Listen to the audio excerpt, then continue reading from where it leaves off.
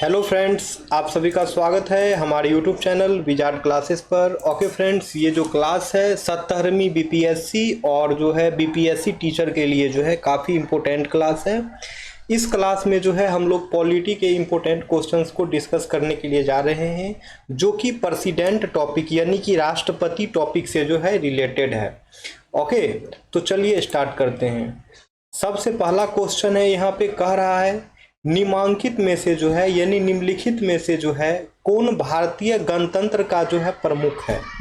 ठीक है, यहाँ जो है पूछ रहा है बताइए भारतीय गणतंत्र का जो है प्रमुख कौन होता है। ऑप्शन ए है भारत का राष्ट्रपति, ऑप्शन बी है भारत का प्रधानमंत्री, ऑप्शन सी है मंत्रिमंडल और ऑप्शन डी है राजनीतिक प्रमुख मंत्री परिषद सहित। तो करेक्ट आंसर जो है वो हो जाएगा दोस्तों भारत का राष्ट्रपति, यानी कि भारतीय गणतंत्र का प्रमुख जो है वो भारत के राष्ट्रपति होते हैं। ओके फ्रेंड्स, यानी कि भारतीय गणतंत्र के प्रमुख जो हैं वो भारत के राष्ट्रपति होते हैं। अब है भारत के राष्ट्रपति अपनी शक्तियों का प्रयोग किस माध्यम से करते हैं। ठीक है, यहाँ पे क्वेश्चन जो है ये पूछ रहा है भारत के जो राष्ट्रपति हैं वो अपने शक्तियों यानी अपने पावर का प्रयोग जो है वो किस माध्यम से करते हैं। ऑप्शन ए है या तो सीधे या अपने अधीनस्थ अधिकारियों के माध्यम से, ऑप्शन बी है मंत्रियों के माध्यम से, ऑप्शन सी है प्रधानमंत्री के माध्यम से, ऑप्शन डी है कैबिनेट के माध्यम से। ठीक है, करेक्ट आंसर जो है वो हो जाएगा या तो सीधे या अपने अधीनस्थ अधिकारियों के माध्यम से। ठीक है, भारत के राष्ट्रपति जो हैं अपनी शक्तियों का प्रयोग जो है वो या तो सीधे या जो है अपने अधीनस्थ अधिकारियों के माध्यम से करते हैं। अब क्वेश्चन है निम्नलिखित में से जो है भारत के कार्यपालक अध्यक्ष कौन है। अब जो है यहाँ पे पूछ रहा है बताइए भारत के कार्यपालक अध्यक्ष कौन है। ऑप्शन ए है प्रधानमंत्री, ऑप्शन बी है राष्ट्रपति, ऑप्शन सी है कैबिनेट सचिव, ऑप्शन डी है वित्त सचिव। तो दोस्तों भारत के जो कार्यपालक अध्यक्ष जो है ना वो होते हैं राष्ट्रपति। ठीक है, भारत के कार्यपालक अध्यक्ष जो हैं वो राष्ट्रपति होते हैं। अब इसका डिस्कशन है, डिस्कशन देख लीजिए। भारत के राष्ट्रपति जो हैं भारत गणराज्य के कार्यपालक अध्यक्ष होते हैं। ठीक है दोस्तों, भारत के राष्ट्रपति जो हैं भारत गणराज्य के कार्यपालक अध्यक्ष होते हैं। अनुच्छेद 53 के अनुसार संघ की सभी कार्यपालक शक्ति उनमें निहित होती है। अनुच्छेद 53 के अनुसार जो है संघ की सभी कार्यपालक शक्ति जो है राष्ट्रपति में निहित होती है। भारत के संविधान के अनुसार जो है उनके अधीनस्थ कार्यालय या अधिकारियों के माध्यम से अपनी कार्यकारी शक्ति का प्रयोग कर सकते हैं। और राष्ट्रपति जो है भारतीय सशस्त्र सेनाओं का सर्वोच्च सेना नायक भी होते हैं। ठीक है दोस्तों, और राष्ट्रपति जो हैं भारतीय सशस्त्र सेनाओं का सर्वोच्च सेना नायक भी होते हैं। अब है भारतीय संविधान के किस अनुच्छेद के अंतर्गत जो है राष्ट्रपति में संघ की कार्यपालिका शक्ति निहित होती है। ओके, तो यहाँ पे क्वेश्चन क्या पूछ रहा है, क्वेश्चन ये पूछ रहा है कि भारतीय संविधान के कौन से अनुच्छेद के अंतर्गत जो है राष्ट्रपति में संघ की कार्यपालिका जो है निहित होती है।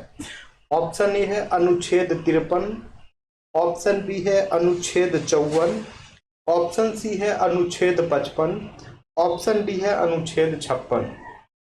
ठीक है फ्रेंड्स, तो करेक्ट आंसर जो है वो हो जाएगा अनुच्छेद 53, यानी कि भारतीय संविधान के अनुच्छेद 53 के अंतर्गत जो है राष्ट्रपति में संघ की कार्यपालिका शक्ति निहित होती है। ओके फ्रेंड्स, भारतीय संविधान के अनुच्छेद 53 के अंतर्गत जो है राष्ट्रपति में संघ की कार्यपालिका शक्ति जो है निहित होती है। ओके, अब है भारतीय संविधान में केंद्रीय सरकार की अधिशासी शक्तियों को किसमें निहित किया गया है। भारतीय संविधान में जो है केंद्रीय सरकार की अधिशासी शक्ति जो है किसमें निहित किया गया है। ऑप्शन ए है भारत के राष्ट्रपति, ऑप्शन बी है भारत के प्रधानमंत्री, ऑप्शन सी है केंद्रीय मंत्रिमंडल, ऑप्शन डी है सभी तीनों, यानी कि ये तीनों ऑप्शन। ठीक है, तो आइए करेक्ट आंसर देखते हैं। करेक्ट आंसर हो जाएगा भारत के राष्ट्रपति, यानी कि भारतीय संविधान में जो है केंद्र सरकार की अधिशासी शक्तियां जो है वो भारत के राष्ट्रपति में निहित है। ठीक है फ्रेंड्स, भारतीय संविधान में जो है केंद्रीय सरकार की अधिशासी शक्ति जो है वो भारत के राष्ट्रपति में निहित है। अब आते हैं दूसरे क्वेश्चन पे। अब है वह राष्ट्र का प्रतिनिधित्व करता है परंतु राष्ट्र का नेतृत्व नहीं करता है, यह उक्त निम्नलिखित में से किस पर लागू होती है। वह जो है राष्ट्र का प्रतिनिधित्व करता है परंतु राष्ट्र का नेतृत्व नहीं करता है, ये उक्त जो है निम्नलिखित में से किस पर लागू होती है। ऑप्शन ए है लोकसभा के अध्यक्ष पर, ऑप्शन बी है राष्ट्रपति पर, ऑप्शन सी है प्रधानमंत्री पर, ऑप्शन डी है भारत के मुख्य न्यायाधीश पर। तो करेक्ट आंसर जो है वो हो जाएगा भारत के राष्ट्रपति, यानी कि भारत के राष्ट्रपति जो हैं वो राष्ट्र के प्रतिनिधित्व करते हैं परंतु राष्ट्र का नेतृत्व नहीं करते हैं।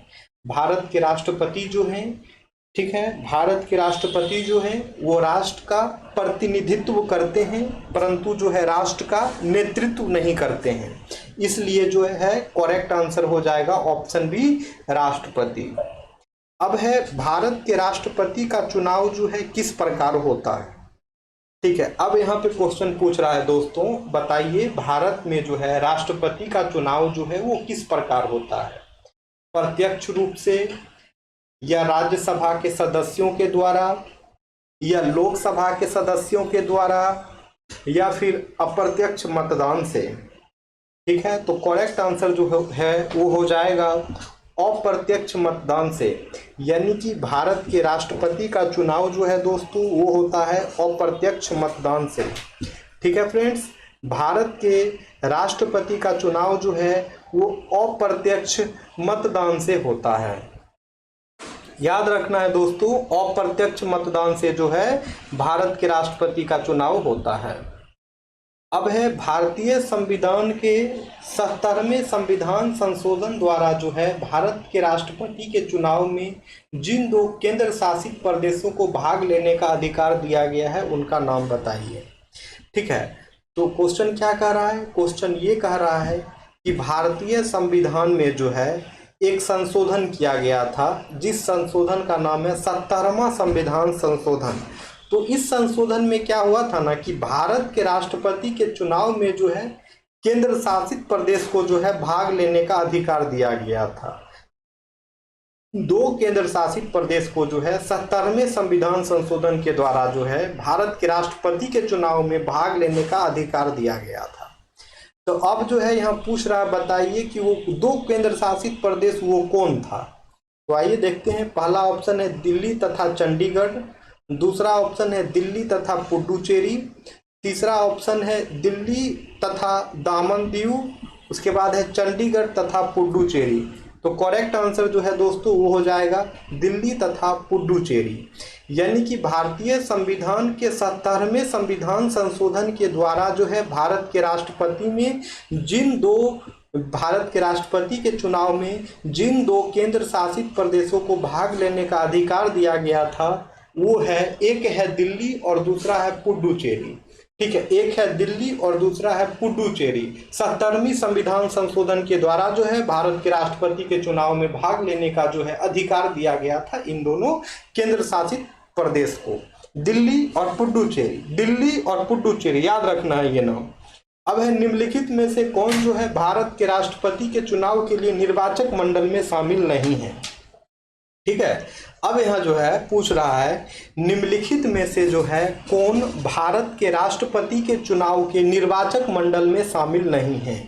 ऑप्शन ए है लोकसभा के निर्वाचित सदस्य, ऑप्शन बी है राज्यसभा के निर्वाचित सदस्य, ऑप्शन सी है राज्यों की विधानसभाओं के निर्वाचित सदस्य, ऑप्शन डी है राज्यों की विधान परिषदों के निर्वाचित सदस्य। तो करेक्ट आंसर जो है दोस्तों वो हो जाएगा राज्यों की विधान परिषदों के निर्वाचित सदस्य।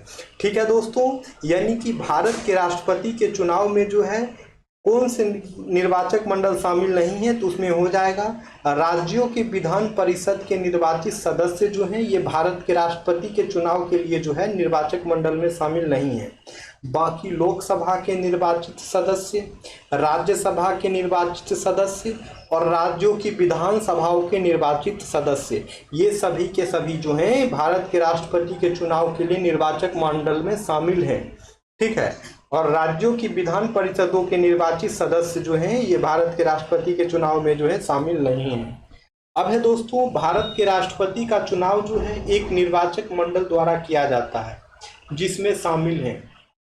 ठीक है, तो यहाँ पूछ रहा है भारत के राष्ट्रपति का जो चुनाव है उसमें एक निर्वाचक मंडल किया जाता, उसमें जो है एक निर्वाचक मंडल द्वारा किया जाता है जिसमें शामिल है। तो कौन कौन शामिल है भारत के राष्ट्रपति के चुनाव में वो बताना है।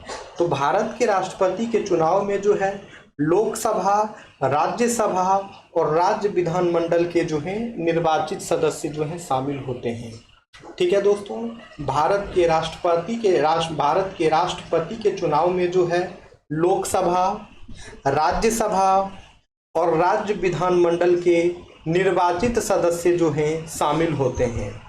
ठीक है दोस्तों, भारत के राष्ट्रपति के चुनाव में जो है लोकसभा, राज्यसभा और राज्य विधानमंडल के जो हैं निर्वाचित सदस्य जो हैं शामिल होते हैं। अब है दोस्तों, राष्ट्रपति पद के उम्मीदवार के लिए जो है क्या आवश्यक नहीं है।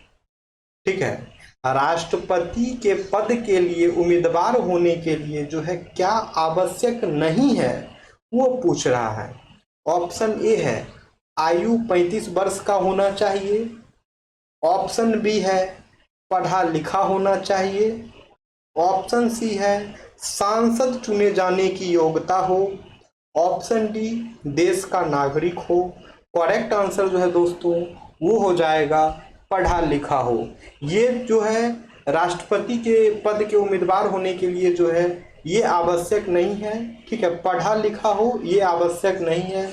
बाकी आयु 35 वर्ष का हो, सांसद चुने जाने की योग्यता रखता हो, देश का नागरिक हो, ये सभी के सभी जो है भारत के राष्ट्रपति के उम्मीदवार होने के लिए जो है आवश्यक है।